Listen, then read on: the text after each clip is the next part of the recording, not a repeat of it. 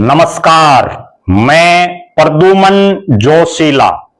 विधानसभा चुनाव में टिकट बंटने से पहले भी, विधानसभा चुनाव के दौरान भी और विधानसभा चुनाव के 11 महीने बीत जाने के बाद भी पूरे हरियाणा की अगर एक सीट की सबसे ज्यादा चर्चा है तो वो सीट है नारनौंद। और आज के इस वीडियो में हम आपको बताएंगे कि किस तरह से नारनौंद विधानसभा क्षेत्र में चुनाव के लगभग 11 महीने बीत जाने के बावजूद केवल एक नेता ऐसा साहस कर पाया जिसने इस इलाके में कार्यकर्ता सम्मेलन को विशाल जनसभा में तब्दील कर दिया। और वो नेता चुनाव जीता नहीं बल्कि बीजेपी और बीजेपी के कैप्टन अभिमन्यु के हराने के चक्कर में लोगों ने कांग्रेस को एक तरफा वोटिंग की। उसके बावजूद नेताजी ने हार नहीं मानी, दोबारा उठे और फिर से संघर्ष शुरू किया। और उस संघर्ष का परिणाम एक कार्यकर्ता सम्मेलन, हजारों हजार की जनसभा बन गया। वीडियो में विस्तार से मैं आपको बताऊंगा कि किस तरह से नारनौंद जो चौधरी देवीलाल और लोकदल का गढ़ होता था, पिछले कुछ चुनाव में वहां लोकदल नहीं जीत पाया, लेकिन अब फिर से लोकदली हो गया है ये हल्का। विस्तार से देखने से पहले आप सभी दर्शकों से यह अनुरोध है कि YouTube पर हमारे चैनल को सब्सक्राइब करें, बेल आइकन घंटी का बटन अवश्य दबाएं, वीडियो को ज्यादा से ज्यादा शेयर करें, वीडियो को हाइप जरूर करें, अपने विचार कमेंट के माध्यम से जरूर लिखें।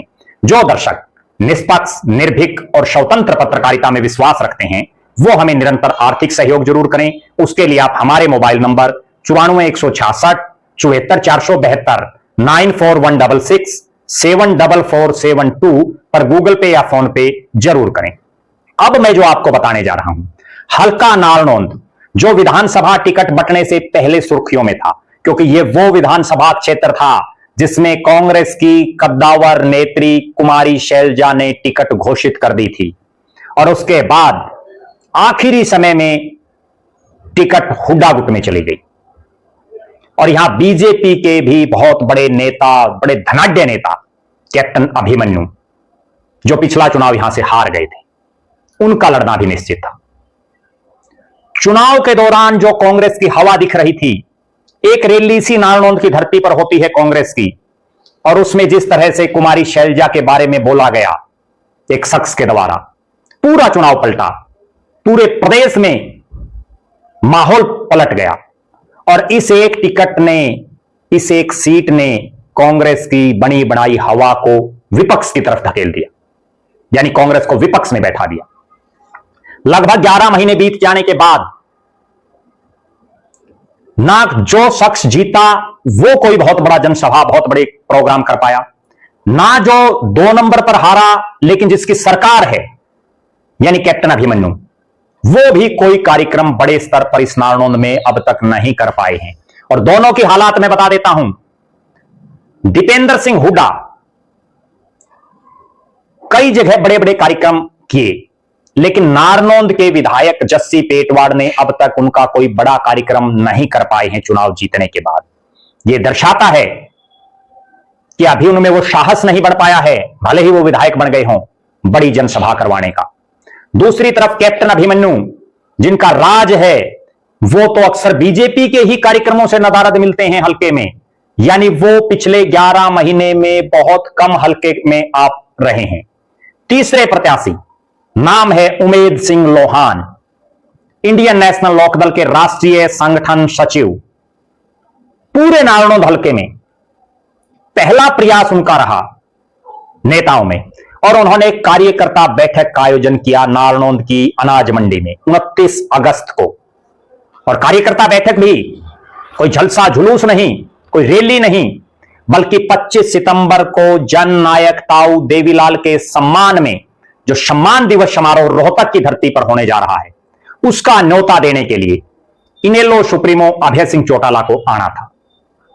और हर विधानसभा क्षेत्र में अभय सिंह चौटाला घूम घूम करके न्योता दे रहे हैं, लेकिन जो रिकॉर्ड तोड़ भीड़ उमेद सिंह लोहान के बुलावे पर नारनौंद की अनाज मंडी में इकट्ठी हुई, उसने ये दर्शा दिया कि ये नारनौंद पहले भी लोकदल का गढ़ था और अब भी लोकदल का गढ़ है। भले ही चुनाव परिणाम कुछ भी रहा, क्योंकि 2024 का जो विधानसभा चुनाव था वो किसी को जिताने के लिए नहीं था, बल्कि ये चुनाव बीजेपी और बीजेपी के जो प्रत्याशी थे उनको हराने के लिए, विशेषकर जो किसान बाहुल्य विधानसभा क्षेत्र थे उनमें वोटिंग का पैटर्न इस ढंग से हुआ। वही नारनौंद की हालात थी।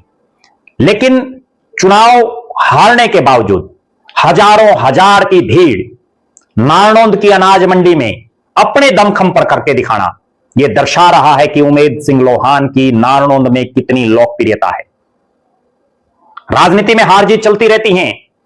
भले ही वो 3 अलग अलग विधानसभा क्षेत्रों से चुनाव लड़ करके प्रदेश की विधानसभा में नहीं पहुंच पाए, लेकिन उसके बावजूद जनता में उनका रसूख कैसा है, लोगों में उनकी मान्यता कैसी है, लोग उनको कैसे पसंद करते हैं, यह प्रमाणित कर दिया 29 अगस्त को नारनौंद की अनाज मंडी में कार्यकर्ता बैठक ने, जिसमें उमेद सिंह लोहान के साथियों ने दिन रात अथक मेहनत करके इस कार्यकर्ता बैठक को बड़ी जनसभा में तब्दील कर दिया। और पिछले 11 महीने में पहली बार किसी नारनौंद के नेता ने हिम्मत की एक बड़ी जनसभा करने की, और वो काम कर दिखाया इंडियन नेशनल लोकदल के राष्ट्रीय संगठन सचिव उमेद सिंह लोहान ने। नारनौंद एक ऐसा इलाका जो किसानों की धरती है। इस इलाके ने हमेशा से चौधरी देवीलाल के परिवार और उनकी पार्टियों को मजबूती प्रदान करने का काम किया है। नारनौंद एक ऐसा विधानसभा क्षेत्र है जिसका असर ना केवल हिसार जिले में बल्कि जींद में, रोहतक में, भिवानी में भी पड़ता है, क्योंकि नारनौंद के एक तरफ जींद जिला लगता है, एक तरफ रोहतक जिला लगता है, एक तरफ भिवानी जिला लगता है, और हिसार में तो नारनौंद है ही। लिहाजा अभय सिंह चौटाला का जो ये कार्यक्रम उमेद सिंह लोहान और इंडियन नेशनल लोकदल द्वारा जो किया गया यहां की इकाई के द्वारा, उसका असर नारनौंद और हिसार में ही नहीं बल्कि इस पूरी किसान बेल्ट में पड़ेगा, और उसका परिणाम 25 तारीख की जो जनसभा होगी उसमें देखने को मिलेगा। 25 तारीख की जो चौधरी देवीलाल की स्मृति में जो रोहतक में जो रैली है उसको इस इलाके के लोग रेला बना सकते हैं। बहरहाल आप दर्शकों की क्या राय है, आपका क्या मानना है? उमेद सिंह लोहान के राजनीतिक भविष्य के बारे में आप क्या सोचते हैं? इंडियन नेशनल लोकदल के राजनीतिक भविष्य के बारे में आपकी क्या राय है? और रोहतक की जो रैली है नीलों की, उसमें कितनी भीड़ आएगी, यह भी आप अपना अनुमान जरूर कमेंट करें। और आप दर्शक कैप्टन अभिमन्यु और जस्सी पेटवाड़ की राजनीति के बारे में भी जरूर कमेंट करें। उनका राजनीतिक भविष्य आप कैसे देखते हैं? आप लगातार हमारे साथ बने रहें। हमारे फेसबुक पेज को लाइक और फॉलो करें, यूट्यूब पर चैनल को सब्सक्राइब करें, बेल आइकन घंटी का बटन अवश्य दबाएं, वीडियो को ज्यादा से ज्यादा शेयर करें, वीडियो को हाइप जरूर करें, अपने विचार कमेंट के माध्यम से लिखें। जो दर्शक आर्थिक रूप से सक्षम हैं वो हमें निरंतर आर्थिक सहयोग जरूर करें। बहुत बहुत धन्यवाद। आपका अपना प्रद्युमन जोशीला।